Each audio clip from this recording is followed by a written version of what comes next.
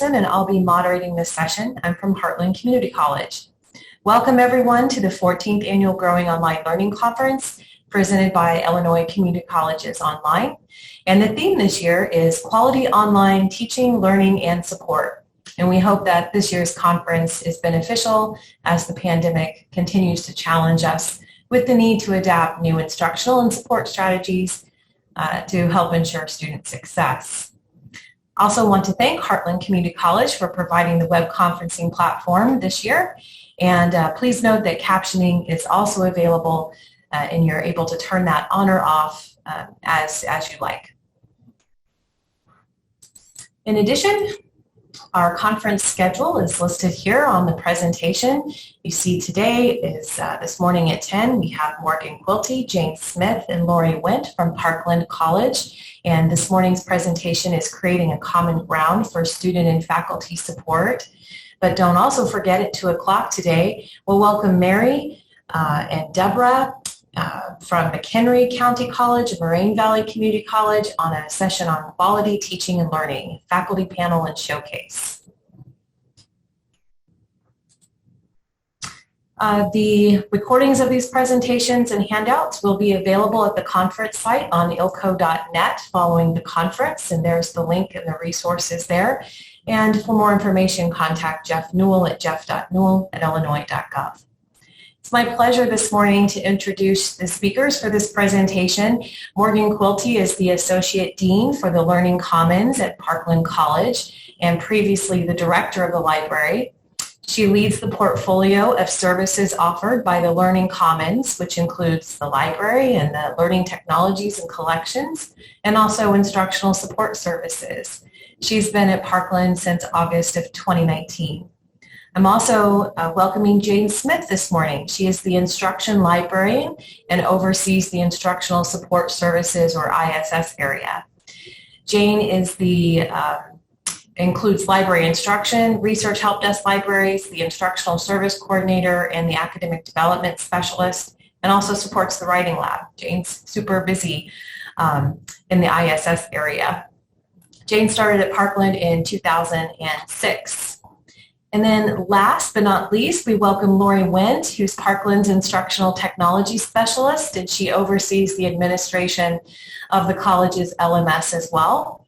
Her primary responsibility is to support faculty in their use of instructional technologies, as well as to provide training documentation and workshops for the college's instructional technologies.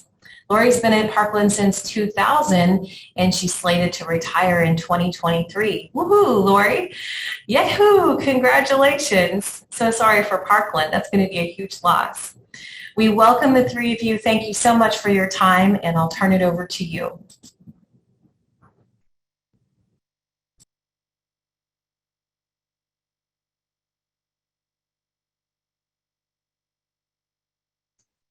I lost my mute button.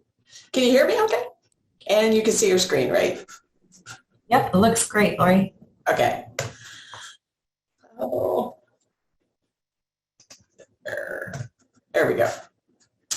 Parkland College is located in Champaign, Illinois. It's part of the Illinois Community College system serving Community College District 505. And that includes parts of Coles, Champaign, DeWitt, Douglas, Edgar, Ford, Iroquois, Livingston, Moultrie, McLean, Piatt, and Vermilion counties. Some of our notable alumni include Bonnie Blair, Mark Carlson, Dan Winkler, among others. Parkland started offering online courses in 1997, and our current president, Tom Ramage, served as Parkland's first chair of the Distance and Virtual Learning Department.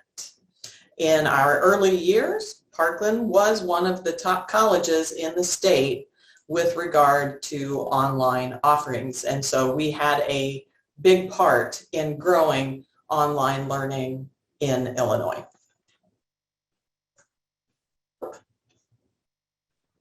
Okay. So a little background information on academic support services offered at Parkland. We have the award-winning Center for Academic Success, founded in 2006, the year I was started at Parkland. So the Center for Academic Success includes the Writing Lab, peer tutoring, and academic development for our students in developmental classes. There's also the library in the center of campus. The presentation center is run by the fine folks over in the Fine and Applied Arts Department, and the Computer Technology Center that offers computer training to students. However, with increased online enrollments, the same support in a virtual environment was piecemeal and decentralized until COVID-19. Okay, so not only was COVID-19 a catalyst for change in many ways, personally, professionally, mentally, physically, emotionally, it also gave us an opportunity to make changes for our location. So Parkland had originally set a precedent with the opening of the U-Wing, which was also known as our student union, around 7 years ago. And what we learned from that experience is that offering student support services is wonderful, but when those locations are spread out across a confusing maze of buildings and hallways and stairways and ramps that lead to seemingly nowhere, it's stressful for students. It's confusing. So you can see on this map here, the red circles are where our instructional support services were previously located. As Jane mentioned, the library was in the center of the college, and CAS, the Center for Academic Success, and the Writing Lab were located in the D-Wing, which although on this picture it looks like it's pretty close, in reality students get lost very easily between those two locations. There's also the Computer Technology Center, which is located on the second floor of the D-Wing over by Campus Technologies. And the Presentation Center was in a completely different location in the C-Wing with the Fine Arts Department. So the library and PCTV, which was in part of our Instructional Technology Department, were located in the X-Wing, which is the original building that was built in the 1970s.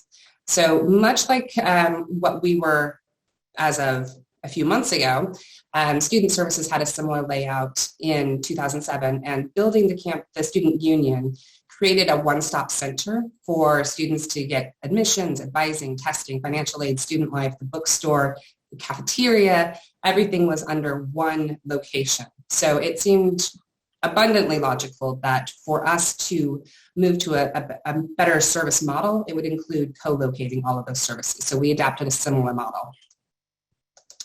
So when I first started in 2019, one of the very first topics of discussion that I had with my associate directors and with my dean was how to amalgamate the services that were under the Learning Support Division. So that's the library, the Center for Academic Success, Professional Development, and Instructional Technology, which we called PDIT. So we were talking from the very beginning, how do we bring these services into greater cohesion and cooperation? And that ideal, that creation of a one-stop shop was something that was more of an aspirational goal. It was a long-term plan that we expected would take years to fully realize. But the pressures of COVID and the associated reduction in resources that came along with that meant that we needed to be able to adapt quickly to a more flexible and agile service profile. So we made the decision to dissolve the Learning Support Division and to bring the pieces that were left behind, everything except for professional development, into a central location, physical and online. That's really important for us to make clear, is that this wasn't just a physical change, it was an online change as well. Something more like the one-stop experience that students were familiar with at the student union. And our goal was that through this restructuring, the wonderful services that we offered in academic support would benefit from being more centralized and more collegial and more accessible to students.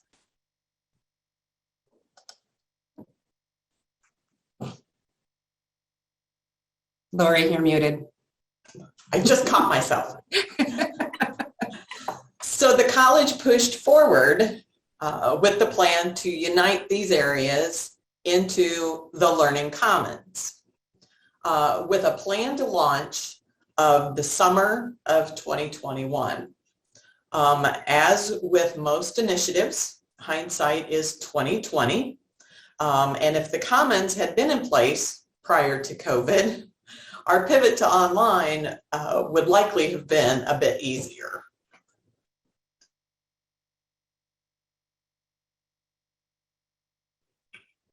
So the reorganization of space, along with moving people and furnishings, was not without challenges, which I'm sure most every institution is familiar with.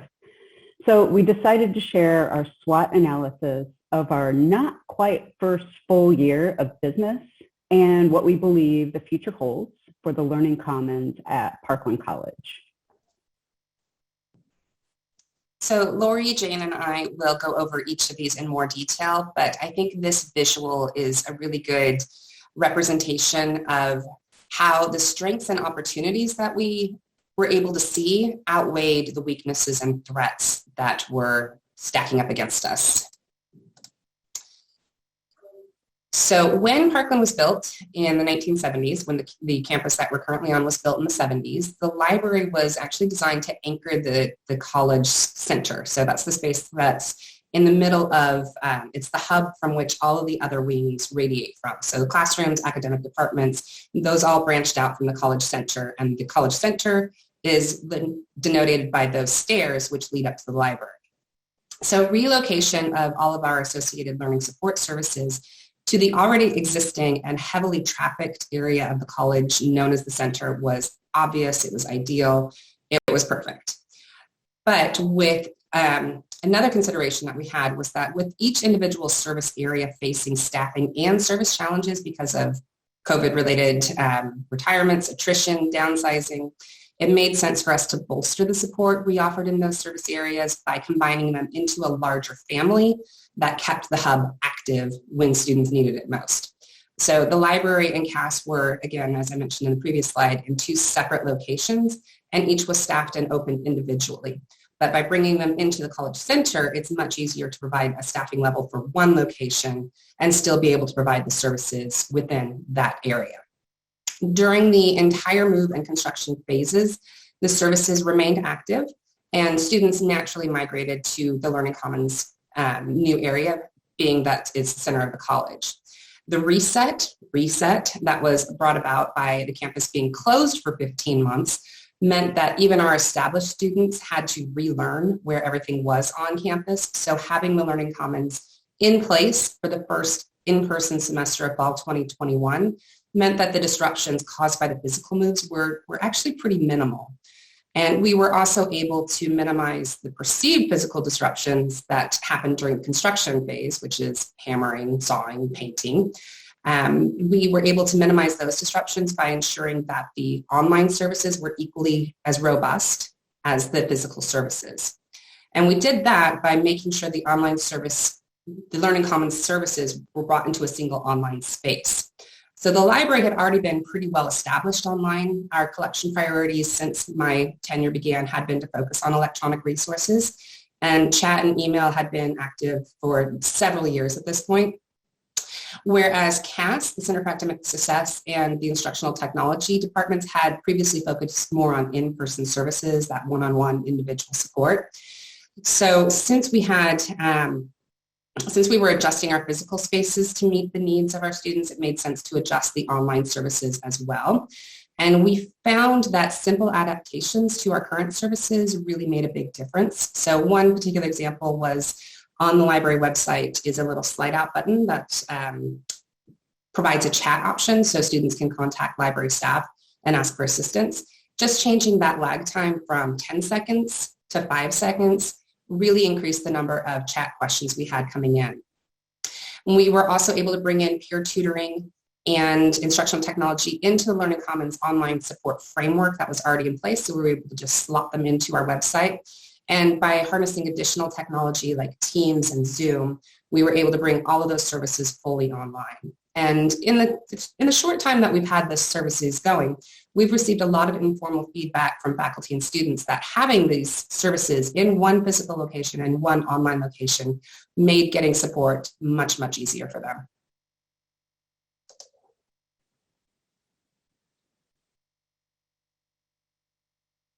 Oh, I forgot PCTV. Sorry. There was one more bit. So the other key strength, PCTV. They're awesome. They're super awesome. So they also helped us bring the Learning Commons into fruition, especially in the online space. So PCTV, although it's under the umbrella of Learning Commons, its physical location is actually just a little bit down the hall from us. But we have made them our own. They're one of us.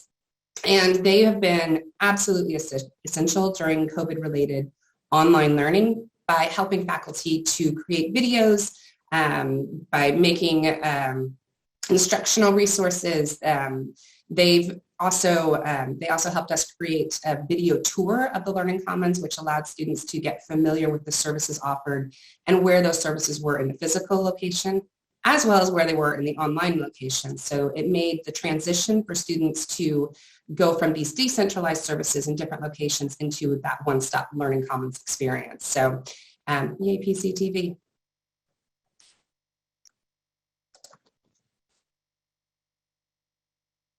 Now Jane's muted. I thought I hit it. Okay. So along with the SWOT analysis, you can't do without the weaknesses. And change is hard. Staff moving to a new space were struggling with the loss of their only home that they've known. Some were still in their old offices. Some were moved to a makeshift space. Some were having to learn new responsibilities. With all this change, communication was challenging. There was a lot of talk about it for about a year prior, but the impacted areas felt like their opinions weren't sought or feelings being considered. Different communication strategies may have eliminated this first weakness and maybe the next one. So we had so much space. With the library book stacks moved up to the third floor / quiet area, we had a lot of open space to work with. But we had more staff moving into the area and not a lot of existing office space. The architecture of the building was pretty forward-thinking for its time about 50 years ago, but it wasn't really conducive to renovation or expansion. So it took some time to find ways to convert the space, and then the construction started after the division changes were made, and it really messed with the timing of a proper launch and open house. Let's add in some supply chain issues, yay COVID, right? And the locks on the last 2 doors were just installed this week, and it's only Wednesday. And one of those locks is Lori's, so she's very excited to, 1, have a door, and 2, have an actual lock on it. So at the same time all of this is happening, the college was granted the CARES funding to buy instructional software to support online learning. Some of those include Blackboard Ally, Zoom, Respondus Lockdown Browser, and Usia. And since faculty support is in our area, we were having to handle training for the new software that faculty needed to start using under a specific deadline, in addition to all of the other software updates that were happening at the same time.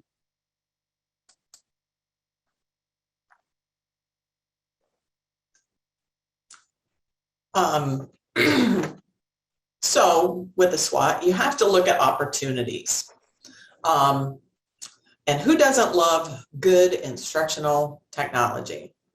And when we can get our hands on some, we can reach out to specific areas to find ways to collaborate with the academic departments to pilot use of the tech. We rely on faculty to let us know what it is they want to use, how they want to use it, and what we can do to support their use of it. One of these examples was the building of Flex Tech carts for faculty to use in the classroom, but also allows students the flexibility of attending online due to COVID concerns. The pandemic required a pivot to online tutoring and the writing lab support, but it was done quickly and as a Band-Aid. But now that we've been successfully offering these services for over a year, we can start looking at ways to support these services for the long term. We've recently welcomed the Presentation Center to our annex to provide students with the service to aid them with making public presentations. And our Computer Technology Center that teaches basic computer skills and Microsoft applications is also relocating to our annex, which should give the Learning Commons students the ability to get help with their basic computer skills as well.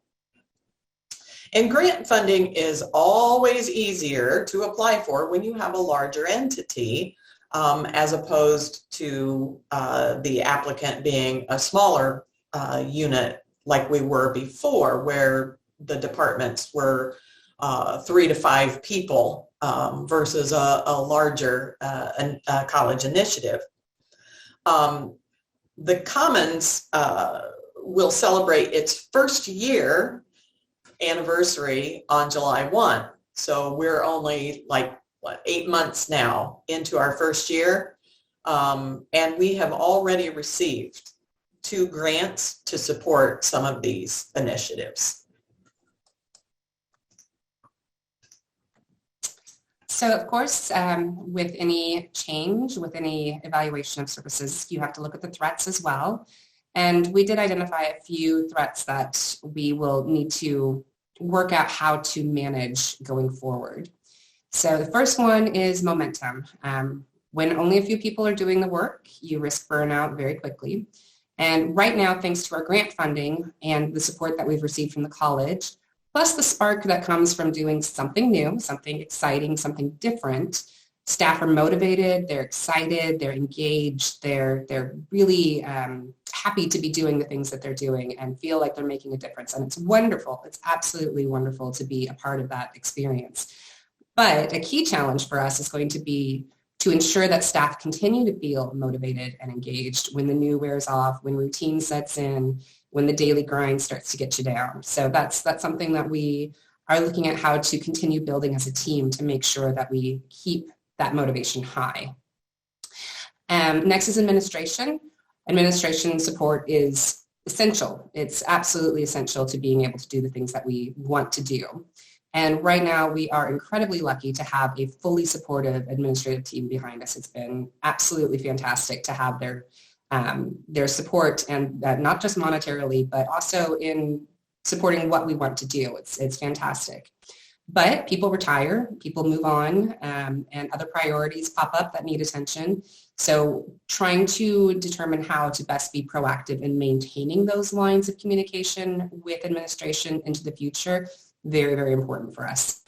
And as Lori mentioned, we also received 2 grants this year. So our funding has been money coming out of our ears, which is very unusual and kind of a weird feeling.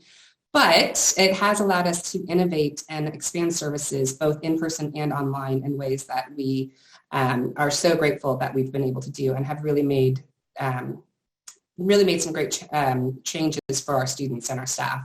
But moving from a grant-funded model to institutionally funded is challenging when enrollments are lower and budgets are smaller and everybody still wants a piece of the pie. So figuring out how to work within the constraints of our available funding going forward is probably our top challenge to manage.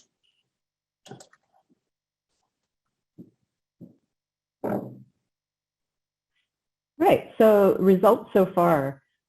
We have integrated a tracking system called Academia. It's an academic center management system for students to log in using their Parkland IDs so that we can track visits and services being used. It was implemented during the fall of 2021, so we've not gotten a whole semester's worth of data yet. But in the first 4 weeks of this spring semester, we've had 61 unique visitors and 241 unique visits, totaling about 382 hours. Breakdown of services, so the different service areas that we are monitoring using Academia are tutoring, broken down into 31%. The academic development lab was 30%, 16% was the athlete study hall. They have to log in to show that they're actually studying, or at least physically in space. 13% were the writing lab, and the remainder spread among the library research, help desk, study room use, and technology help. We do anticipate that these numbers will increase dramatically once students get the hang of it, logging into the system, and once some signage is in place to make it more prominent for students to see. We were also awarded a grant to help fund 1,500 additional tutoring hours. That is allowing us to hire tutors in more specialized areas like occupational health. We've also received grant funding to assist with accessibility remediation for faculty to create accessible online content. So we continue to offer training sessions for faculty. We offered in-person training sessions in our classroom the week before classes began, and continue to offer sessions throughout the semester. Parkland decided to drop Zoom in favor of Microsoft Teams, making Teams training workshops very popular with over 25 faculty attending. Many trainings are also offered on Teams with an average of 8 to 10 faculty attending. And faculty can also schedule one-on-one appointments with our instructional technology support as well. Even though our support is limited to only one person, and that one person is our very own Lori Wentz. So I hand this over back to Lori. Thank you, Jane. And what, SWOT analysis would not be complete without the potential for future growth. And through trial and error, we already have some great ideas for continuing to grow the Learning Commons and all of the services that we provide, both on the ground and online. And we do hope that these ideas can help to ward off any potential for the threats and weaknesses that we had discussed earlier. One area is to update the library website to fully integrate all areas of the Learning Commons and the services that we currently provide, as well as continue to be able to update it for any future services that we can get started through this initiative as well. The library already offers access to online video streaming services, electronic databases, ebooks, audiobooks to assist with the instruction and research, as well as the live chat capability that Morgan mentioned earlier. And so the library has already been doing all of this great work all along, and they continue to look for additional opportunities for services to add to the portfolio, which will benefit the Learning Commons as well. We were already adding to the number of tutors, as we talked about earlier, for the subjects that we currently have, which math and chemistry. But we're also hoping to be able to add more of those subjects to that list, as well as more tutors, because it has become a pretty popular service. The academic development support area is always humming with activity, and we do hope to continue to support the needs of those students by adding more resources, hopefully including personnel. As faculty retire and new folks are hired, as well as additions to our adjunct faculty pool, we're hopeful that we can further expand our training and support for faculty with the use of instructional technology, both in the classroom and online, which, as we mentioned, is my area. And so I'm always looking for opportunities to be able to ensure that the faculty are fully supported, both in person and online, as well as in their classrooms and in their online classrooms. The Presentation Center, as we mentioned, is poised to start expanding their online consultations to assist with our distant students who need help with their presentation skills. And as part of our partnership with the Computer Technology Center, we're also launching a series of online basic computer literacy modules to give students the background skills that they need to succeed in their classes, especially since many of the courses are going to continue to be offered in the flexible models. And we're hopeful to expand our PCTV programming to further provide instructional opportunities for our community to learn as well, because that is Parkland's mission, to engage the community in learning. And we feel that the Learning Commons is poised to do our part.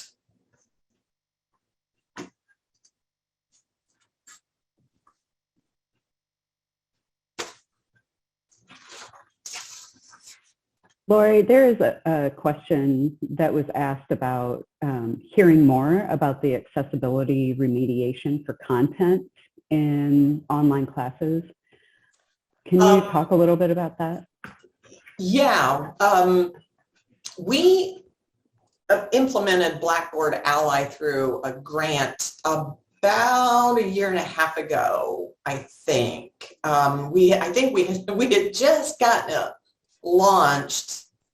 Maybe it's been 2 years. COVID, the COVID years really has scrunched our time. I think we got it launched just right before COVID kicked in. And so Blackboard Ally, it's a fantastic tool, and we're a D2L Brightspace school, but Ally works with all of the LMSs. And that gives us an institutional view of how our courses look in terms of accessibility. But then faculty can drill down in and see their individual course scores as well. And Parkland just passed a new policy. The board approved it last summer, a new accessibility policy. And part of that policy created a Parkland Accessibility Committee, we call it PAC. And so part of PAC's charge is to help faculty with accessibility awareness. We're not setting a timeline or anything like that people have to be compliant by. All we're doing is working on that awareness and training phase. And one of the things that we came up with right now is one of our biggest issues is the number of scanned but not OCR'd documents in our semester. And as of our spring semester, the PAC is meeting today, so I already have my homework done. As of right now, for our spring semester, we have 952 documents that are scanned but not OCR'd. And those can range anywhere from 1 page to 257 pages. And so kind of our focus right now is how can we, because those documents have zero accessibility. And so our focus is we want to get rid of the files that have zero accessibility. So how can we help to remediate those? And so through some grant funding, we've been able to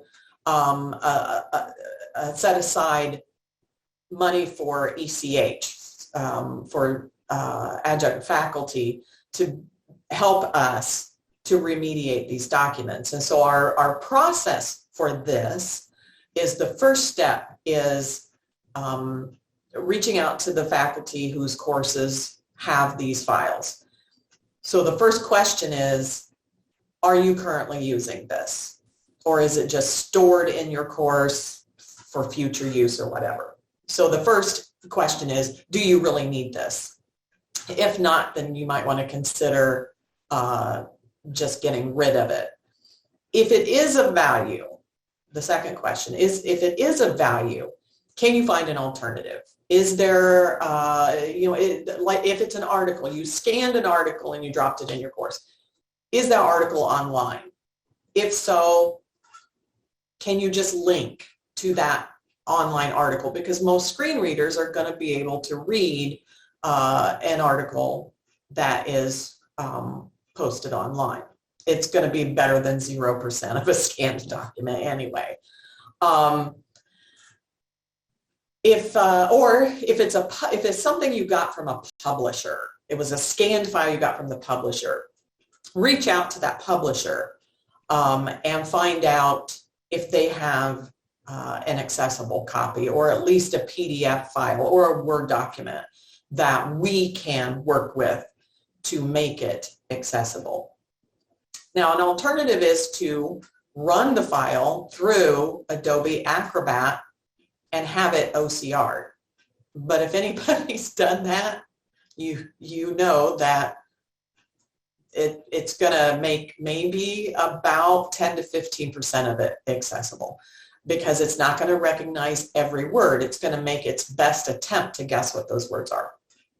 And so then if they can't find an alternative, they can't get the publisher to work, then that third step is, that's when it would roll to us. And that's where we would then take that document, and we would have the ECH faculty working to remediate that document, which may be to run it through the OCR in Adobe and then correct it and go through and make all of the corrections. Or we have this really awesome scanner here in the comments, to where maybe the document just needs to be rescanned with the OCR built into it, and then it can be corrected. So that's kind of where we are with that.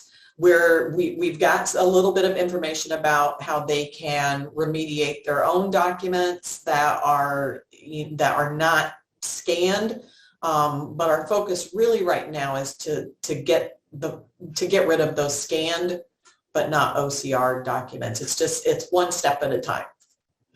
I hope that answers the question.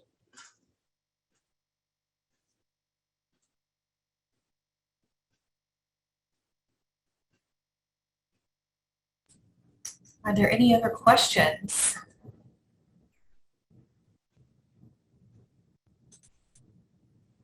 I'm curious if anybody attending has a similar, similar initiative that they've had one on their campus for a while, or if they're looking into it.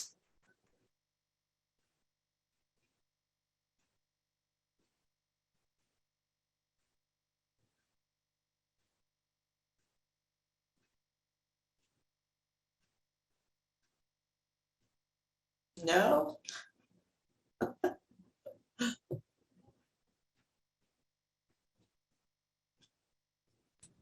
think we have a comment in the chat that IVCC just did the same thing. Can they relate to some of the things that we've shared? Up in the chat, they say, ironically, we used to be in a Learning Commons, and now we are the Academic Support Center. Oh, that's hilarious. Yeah, some have said, can they use your slides so they can pitch their presentation to their schools? Absolutely, I'm okay with that. Morgan, Jane, are you okay with that? Absolutely. And I also see that Jacob made a comment that captioning videos is a focus for JWCC, which I'm not sure which community college that is, but John Wood. John Wood. Thank you. Yeah, the PCTV is also in the process of hiring, as part of our grant funding, we were able to hire a couple of student workers to do captioning videos, and we're really excited about that because, of course, due to COVID, things have slowed down on a number of initiatives, but accessibility is one that is a priority for us. So we're very excited to get, hopefully get people in to do captioning. It's a bit hard hiring. I don't know if any of you all are having the same experiences as us, but geez, it's hard to get people. That was one of the first accessibility initiatives that we started about 10 years ago, it's been a while, is making faculty aware of that their videos needed captioned. And so we did outsource for a while, but that got to be really expensive, really fast. So then we started working with, training faculty to upload their videos to YouTube, because YouTube's captioning at the time, it wasn't the best, but it wasn't horrible. So we did a lot of training about, how to fix YouTube captions. And then, of course, YouTube got better. And then we ended up using some grant funding to subscribe to, it was TechSmith Relay at the time, and then became TechSmith Nomia, and now they're going away, so that's why we're moving to Yuja. And both of them have a pretty high accuracy rate for captioning. And so faculty are getting pretty comfortable with video creation and captioning on their own. The PCTV videos that they do for faculty, because they will go out and do videos. PCTV has done welding videos. They've done nursing simulation videos. And because PCTV is just a staff of 2, and they do a lot of programming, that's why we need, we hire part-time workers to do the captioning of the videos that they create as well. Ms. Dixon has a comment about sending so much information to screens because it's efficient, and students are getting screen burnout. Is there a limit to screen capture and presentation? And that is certainly why Parkland, that's one of the main reasons why Parkland has gone with a flexible model as opposed to fully remote or fully in person, because there is screen burnout and people miss being around other people, and people have different learning styles.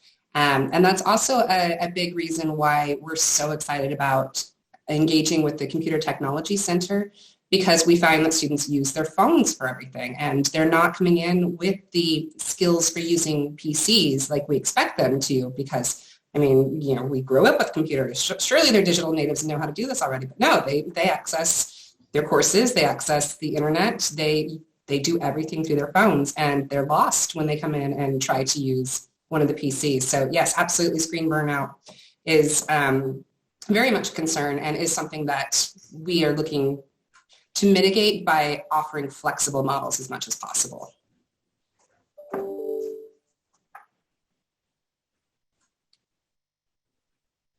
Humans do still work. Some of them do. The ones in the Learning Commons do. Yep.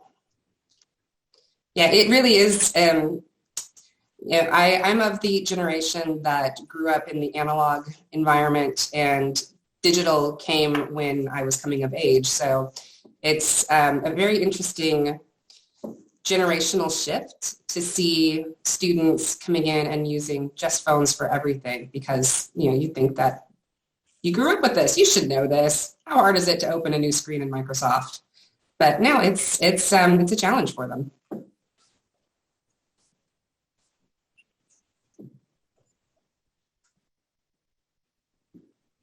All right, well, we want to thank you, Lori and Morgan and Jane, for your time today. We really do appreciate the presentation. It was very informative. Want to remind everyone, let me pull up my screen here, that the recordings of these presentations will be available at ilco.net. And we have another presentation at 2 o'clock this afternoon on quality teaching and learning. It will be a faculty panel and showcase by Mary Engel, Ann Humphrey, Deborah Guerrero, and John Hallowell from McHenry County College and Moraine Valley Community College. Thank you again to our presenters today, and we look forward to seeing you all at 2 o'clock. Thanks, everyone.